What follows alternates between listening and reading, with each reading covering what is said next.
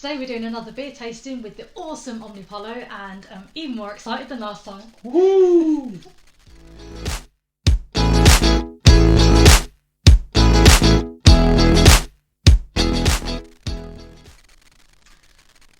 Hi guys, welcome to another Beer Heroes beer tasting. My name is Carl. And I'm Kelly. We've got two smashers for you today, two absolutely banging beers from Omnipollo. Yes, who are from Sweden, by the way, didn't say that. So the first one, jumping straight in, is called Elvis. Oh, that's the can. It's 7.5%.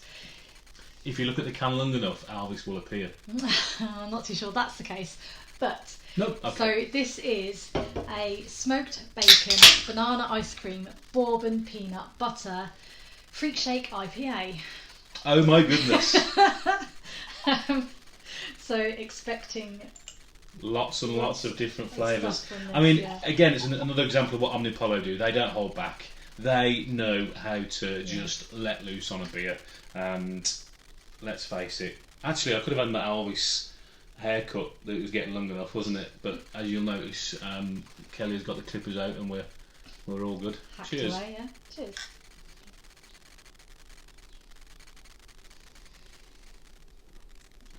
Oh my goodness me. Wow. Nice.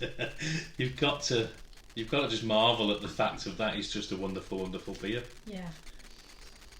You get a bit of smokiness on the nose, don't you? Yeah. But there's just loads of things going on. I get the ice cream first, followed by the bacon. Yep. Um, It's like sweet bacon. It's like candied bacon. yeah, it's like buttery and yeah, Is it creamy rather than buttery? Yeah, Because buttery yeah. obviously would be a bad thing you know what I mean. if you've got a butcher taste. But Creamy, yeah, it's got that like, richness yeah. of of like peanut butter. Yeah. But not so peanutty that it overpowers it, because peanut can be quite an overpowering thing. For me, I remember I had a milkshake at an American bowling dining thing Yeah. with bits of bacon in and with Jack Daniels thrown in, and I had a few extra shots of Jack Daniels in it, to be fair. And this has that kind of sweet, salty, Amazing. creamy flavour that you would get from a milkshake with bacon bits in. It sounds a bit weird, but it's gorgeous. It works. The milkshake was gorgeous, and this beer has that, and then it's got that peanutty edge. A Freakshake. I don't feel like it's a Freakshake. It's a milkshake of epic proportions. And it does contain nuts, by the way, so just in case. Oh my goodness! It's amazing. Yeah. It's Try and get hold of some. In terms of body, it's so light. It's not really carbonated, which gives it that smoothness. I guess it's brewed with lactose, Kelly. Is it? Yes. You're the expert on that terms. Yeah. It just is creamy. It's sweet. It's a little bit of salty candied bacon. There's your milkshake. There's the bourbon, and every sip you take, it throws in a new dimension. Sometimes with all those flavours, they can be a bit overpowering, and too much of it would be a bad thing. This is just something different. It's that just keep light. taking little sips, so you don't take it off me. I'm going to dress here and drink it all.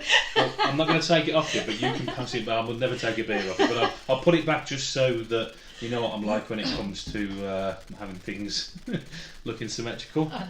Awesome beer, Elvis, guys, from If Omnipollo. you can get hold of some, get it, because Elvis. that's amazing. Elvis will be leaving the building very quickly after this tasting. Yeah. Should we go on to the next one? Swiftly on to the next one. So this one is Noah, weighing in at 11%.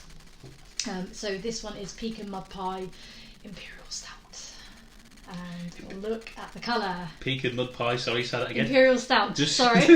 Just whispering is never going to be good for the microphone. We've had a few issues with the microphone, guys, as well. Sorry, in the last video. You might have heard it was like a train was running past constantly in the background. That's just our microphone. It picks up the birds and it picks up random things, and doesn't pick up whispering very well. No, sorry.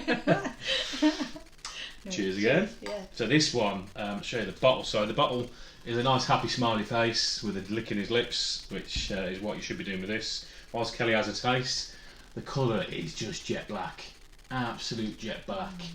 This has just come out of the fridge, so probably a little cold, hence the head is quite small on it, but it's got a nice brown head on it. And yeah, Kelly, after you.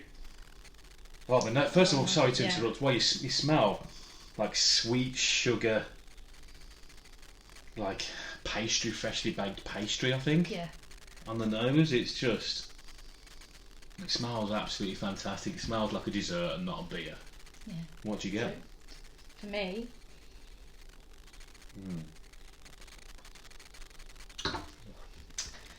get like, again, nuttiness. It's nice and thick and rich and pecan nuts. It's like, for me, caramelised pecan nuts. So candied. It's sweet. Is this brewed with lactose as well? Yes, I believe so. Okay, so that's obviously all the sugars aren't fermented away with lactose. Hence, you get that sweet beer, and it just makes these super rich flavours palatable with that bit of sweetness at the back. It's 11%. Yeah, it's very warming. I don't get that. I think it's not. Oh, I love it. But then to be fair, I say that about most dark beers. Yeah, it's a bit more viscous. This a bit more heavier in terms of the body of the beer. But in terms of booziness, it doesn't. I don't get sometimes with a strong beer you get that warming thing. You get the taste of the alcohol. This tastes sweet. This tastes a little smoky. Yeah, when I say warmness, I don't mean booziness. I just mean it's just. My favourite saying about dark beers I love, it's like having a big cuddle. A big hug. Yeah, that warm feeling inside. Yeah. That only a beer can give you. That's true. Exactly.